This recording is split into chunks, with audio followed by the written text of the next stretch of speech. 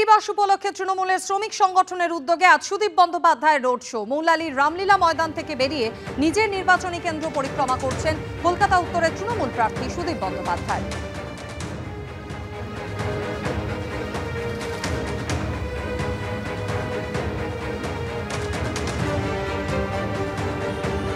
যেটা জানতে চাইবো, এতবারের সাংসদ, এটা কি এবছরের লড়াইটাকেও কি আরো সহজ করে দিচ্ছে? কিভাবে দেখছেন এবারের লড়াইটা? আমি প্রতিবারের লড়াইকে সমান গুরুত্ব দিয়ে দেখি এবং লক্ষ্য থাকে একমাত্র জয়। এইভাবেই আমি 5 বার লোকসভায় জিতেছি। শুধু এটাই জানতে চাইবো, এখনো 1 মাস ভোটের বাকি, আপনি নিয়মিত প্রচার করছেন, কি ছবি আপনার চোখে ভেসে উঠছে? আমার 60টি ওয়ার্ডে প্রত্যেক দিনই আমাকে 2টি করে রোড শো করতে হয় এবং সর্বত্রই মানুষের একটা অসীম উৎসাহ এবং মমতা ব্যানার্জির সরকারের প্রতি বিশ্বাস এবং তৃণমূল কংগ্রেসের প্রতি আস্থা আমার মনে হচ্ছে এটা প্রতিদিন বেড়েই চলেছে। সুতরাং এখানে বিজেপি বড় বড় মন্ত্রীরা আসছেন বটে, কিন্তু সেসব আসলেও বিজেপি 2 সংখ্যায় তাদের সদস্য সংখ্যা নিয়ে যেতে পারবে, এটা আমার দীর্ঘ অভিজ্ঞতায় আমি বিশ্বাস করি না।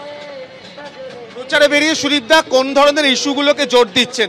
সার্বিকভাবে এই রাজ্যে তৃণমূল কংগ্রেসের যে ইস্যু, নাকি স্থানীয় ইস্যুও প্রচারে আপনার গুরুত্ব পাচ্ছে? আমি তৃণমূল কংগ্রেসের লোকসভার দলীয় নেতা, অর্থাৎ ভারতবর্ষের 2য় বৃহত্তম বিরোধী দলের নেতা।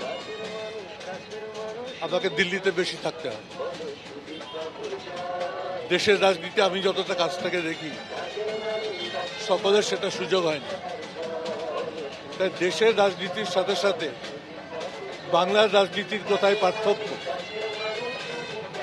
একটা সর্বভারতীয় দল, একটি সরকার কিভাবে একটি রাজ্য সরকারকে অর্থনৈতিক দিক থেকে অবরোধ করে ফেলছে, তার দিকে তাকিয়ে আমার দুটোর দিককেই সামনে আনতে হচ্ছে।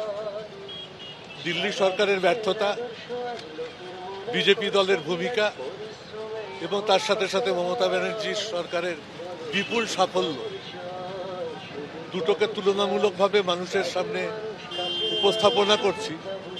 10 বছরের অন্যায়কাল বিজেপি আর মমতা ব্যানার্জির সাফল্যের সময়, এই দুটো আবার এই নির্বাচনী প্রচারের বক্তব্যের মূল লক্ষ্য।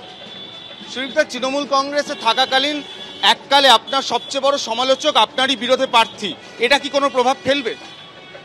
আমি প্রথমেই বলেছি, আমি যখন নির্বাচনে লড়াই করি তখন আমার একটাই লক্ষ্য থাকে, আমি গতবারের থেকে আরো বেশি ভোটে জিতবো কিনা। আমি সেই লক্ষ্যে এগোচ্ছি। আমার বিরুদ্ধে কে প্রার্থী আছে না আছে আমি এখনো ভালো করে খবরও রাখি না।